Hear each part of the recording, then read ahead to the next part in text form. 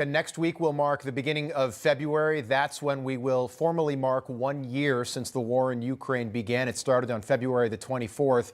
This with the Kremlin once again saber-rattling about a global catastrophe if the West continues to supply Ukraine with defensive weapons. Mind you, I'm using the word defensive because that is what we continue to send and supply Ukraine with. Joining me now for more on set, former Deputy National Security Advisor and Senior Fellow at the Heritage Foundation, Victoria Coates, back with us. It is so nice to see you again. Good to see you, Rob. Happy New Year in person. Thank you. Same to you. I'll be saying that into May as people come back on set. I think we can do it until June. Why not? Exactly. So the Kremlin, once again, they warned about what they're calling global catastrophes. At some point, and they've been doing this for a year, does this become, hey, we need to be worried about this? This is no longer the boy who cried wolf. What if they actually do something and use tactical nukes in Ukraine or something like that? Well, that's been the ongoing concern. But I think at this point, Putin very much is in the catastrophe business. The catastrophe is playing out in Ukraine.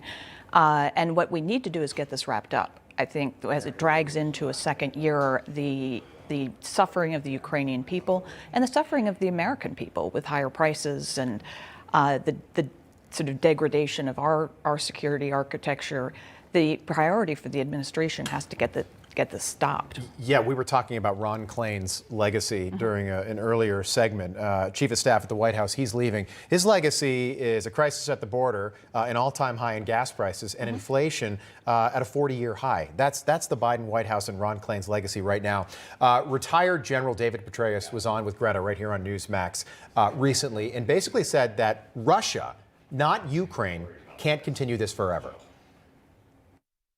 This war is unsustainable for Russia, and we need to do everything we can to hasten the day where he realizes that on both the battlefield and on the home front, where the economic, financial, and personal sanctions are beginning to bite harder now, and the export controls, we need to provide what's additional to Ukraine and tighten those sanctions so that he finally realizes that this just can't go on. So it sounds like everybody knows this, except for maybe Vladimir Putin. Well, right now his calculus is that he cannot leave Ukraine and survive politically at home. And I think our role should be to change that calculus so he realizes the only way he can survive at home is to sort of claim victory and leave. And as I said, get this wrapped up and then not have it expand into a NATO country, which would demand U.S. engagement. I want to talk about the Biden documents, but just quickly, as we get closer to February the 24th, when we mark a year, do you expect more in the nature of potential peace talks, or do you expect some big offensive by the Russian army in Ukraine? Well, I think the time of year is not particularly conducive to a major offensive right now. I think both sides are sort of preparing for spring and what they might do then. It's why the issue of the tanks is so important. I think it's really outrage that we're allowing the Germans to somehow dictate what we do and don't give, to Ukraine. So I think we all need to focus on wrapping this up, and I think that's where our priority should be. Okay, Biden assistant Ian Sam, this is on the documents now. I'm sure you've heard about this. He was asked if there are other documents out there that we haven't found yet. Okay, Ian, are there any possibilities that there are documents at other locations owned or used by President Biden in the past? So the president's personal lawyers and DOJ are in communication, and they're making sure that they're coordinated on the next steps of this investigation. Look, we're going to be really careful not to talk about potential future steps and developments in the investigation itself, because we respect the independence of DOJ to conduct this thoroughly and fairly on their own accord. And so I'm just not going to get ahead of that process in questions like that. All right, Victoria, you're former Deputy National Security Advisor. It blows my mind that the White House can't just say, no, we don't know if there are more documents out there, or yes, there are more, and we're going to make sure that they get to the Department of Justice. What's your take on this whole saga that just goes on and on?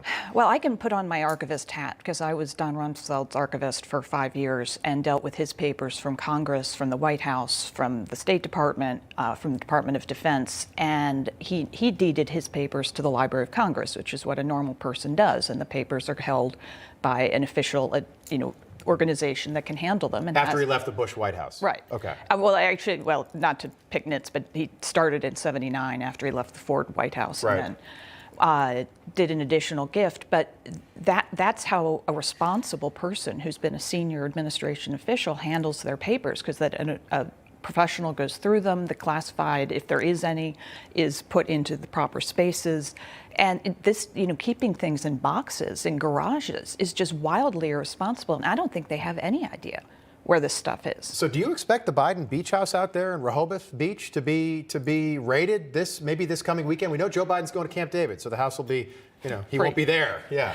No, and that's also what's bizarre about this. The minute they found any classified papers in the Washington office, why didn't they mount a full investigation of all the properties? Why is this happening now at the end of January? It's like they were hoping the whole thing would go away. Can I just ask you about semantics? We've got 30 seconds.